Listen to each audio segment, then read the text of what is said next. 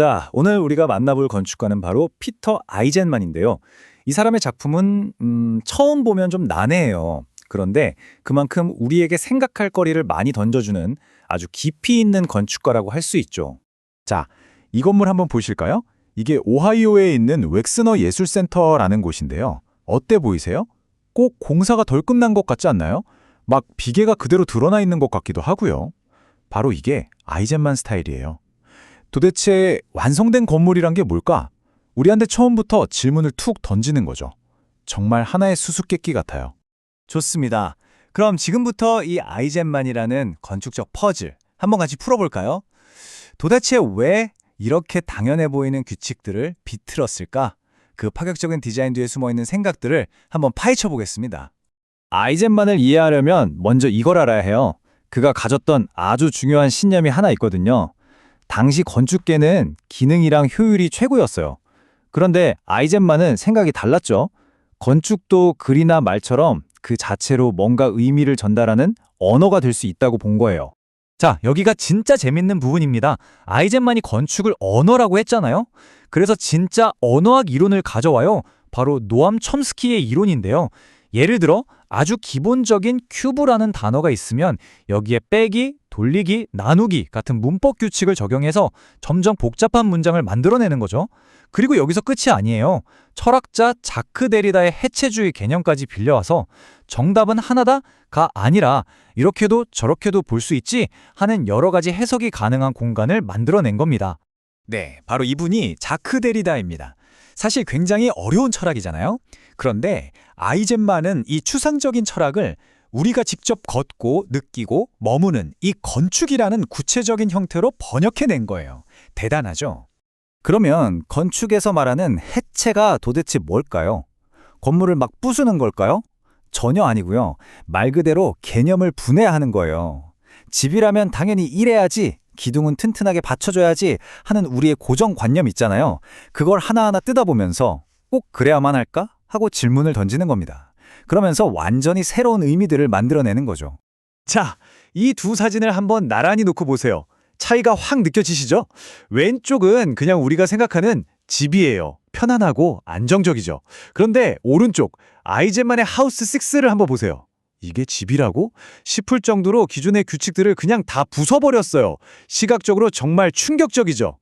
자, 아이젠만을 푸는 첫 번째 열쇠가 언어였다면 두 번째 열쇠는 바로 프랙탈입니다. 프랙탈 들어보셨나요? 자연 속에서 아주 흔하게 볼 수 있는 건데요. 끝없이 자기를 복제하는 복잡한 패턴이라고 생각하시면 돼요. 이거 보세요. 예쁜 눈송이, 쭉쭉 뻗어나가는 나무까지, 아니면 저 고사리 잎 같은 거요. 다 똑같은 원리예요. 작은 부분이 전체 모양을 계속해서 닮아있죠? 이게 바로 프랙탈 구조입니다. 이렇게 보니까 프랙탈이라는 말이 좀 어렵게 들려도 사실 우리 주변에 널려있는 아주 익숙한 패턴인 거죠. 그래서 프랙탈의 가장 중요한 특징은 바로 자기 유사성이라는 거예요. 내가 아무리 그 안으로 파고 들어가서 확대를 해봐도 계속해서 전체랑 비슷한 모양이 반복되는 거죠. 정말 신기하지 않나요? 그렇다면 아이젠만은 왜 이 프랙탈에 주목했을까요? 기존 건축은 대부분 직선, 평면 이런 걸로 이루어져 있잖아요. 한계가 명확하죠. 그런데 프랙탈을 쓰면 그냥 보기엔 막 불규칙하고 복잡해 보이는데 그 안에 어떤 질서가 숨어있는 그런 새로운 차원의 공간을 만들어낼 수 있었던 거예요. 자, 그럼 이제 정리를 해볼 시간입니다. 언어와 프랙탈, 이 두 가지 추상적인 개념이 아이젠만의 실제 건물에서는 과연 어떻게 눈에 보이는 형태로 나타났을까요? 그의 대표작들을 통해 직접 확인해 보시죠. 첫 번째는 베를린에 있는 홀로코스트 메모리얼입니다. 아마 가보신 분들도 계실 텐데요. 저 콘크리트 비속들 사이를 걷다 보면 길이 점점 미로처럼 변하면서 방향 감각을 잃게 돼요. 그리고 저 거대한 기둥들이 주는 압도적인 느낌, 정말 강렬한 경험을 하게 되죠. 저기에 세워진 콘크리트 블록, 비석이라고 부르는데요. 저게 몇 개인지 아세요? 무려 2,711개입니다. 2,711개. 숫자만 들어도 이 공간의 규모가 얼마나 거대한지 감이 오시죠? 그런데 이 메모리얼을 위에서 내려다보면 또 다른 모습이 보여요. 아까 우리가 얘기했던 프랙탈 기억나시죠? 바로 그 프랙탈적인 격자 시스템이 여기에 적용된 겁니다. 딱딱 맞아떨어지는 질서정연한 격자가 아니라 뭔가 불안정하면서 혼란스러운 느낌을 주죠. 질서와 혼돈이 공존하는 거예요. 아이젠만은 바로 이 구조를 통해서 방문객들에게 아주 독특한 그리고 잊을 수 없는 경험을 만들어준 겁니다. 다시 아까 봤던 하우스 6 이야기로 돌아가 볼게요. 이 집은 정말 황당한 구석이 많아요. 예를 들면 아무 역할도 없이 그냥 덩그러니 서 있는 기둥이 있고요. 심지어 계단이 부부 침실을 딱 반으로 갈라버려요. 말이 되나요? 아이젠만은 일부러 이런 식으로 기능을 망가뜨려서 사는 사람한테 도대체 집이 뭐야 하고 계속해서 묻게 만든 거죠. 자, 그렇다면 이토록 논쟁적이고 도전적인 건축가 피터 아이즈만은 건축기에 어떤 유산을 남겼을까요?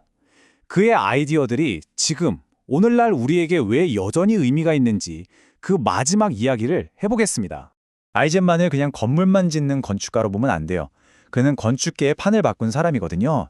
건축도시 연구소라는 걸 만들어서 수많은 아이디어들이 오고 가는 허브로 만들었고요. 램 코라스, 자하 하디드, 이름만 들어도 대단한 건축가들이죠. 이런 사람들과 끊임없이 교류하고 논쟁하면서 건축담론을 이끌었어요. 그의 이론이 없었다면 지금 우리가 아는 해체주의나 디지털 디자인도 없었을지 모릅니다. 한마디로 그는 건축가이면서 동시에 위대한 교육자이자 사상가였던 거죠. 그의 방식이 얼마나 독특했는지는 다른 건축가와 비교해보면 바로 알 수 있어요. 예를 들어 발레리오 올치아티라는 건축가는 건물이 완성된 후에 우리가 그 공간에서 뭘 경험하는지가 가장 중요하다고 봤어요. 하지만 아이젠만은 정반대죠. 그는 건물이 지어지기 전, 그러니까 설계 도면이나 아이디어 같은 이론에서부터 의미가 만들어진다고 생각했어요.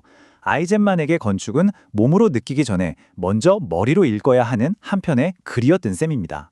그래서 아이젠만의 건축 앞에 서면 우리는 이런 생각을 하게 돼요. 아, 이 공간은 나한테 뭘 말하고 싶은 걸까? 그의 건축은 우리를 그냥 편안하게 머무는 수동적인 구경꾼으로 내버려 두지 않아요. 대신 내가 서 있는 이 공간에 대해 그리고 건축에 대해 끊임없이 생각하고 질문하게 만드는 거죠. 바로 이게 아이젠만 건축의 가장 큰 힘입니다. 결국 아이젠만이 우리에게 남긴 가장 큰 유산은 바로 이 질문인 것 같습니다. 좋은 건축이란 과연 무엇일까요? 우리에게 정답을 알려주고 편안함을 주는 건축일까요? 아니면 조금은 불편하더라도 세상을 완전히 다른 눈으로 보게 만드는 더 좋은 질문을 던지는 건축일까요? 정답은 없습니다. 여러분은 어떻게 생각하시나요?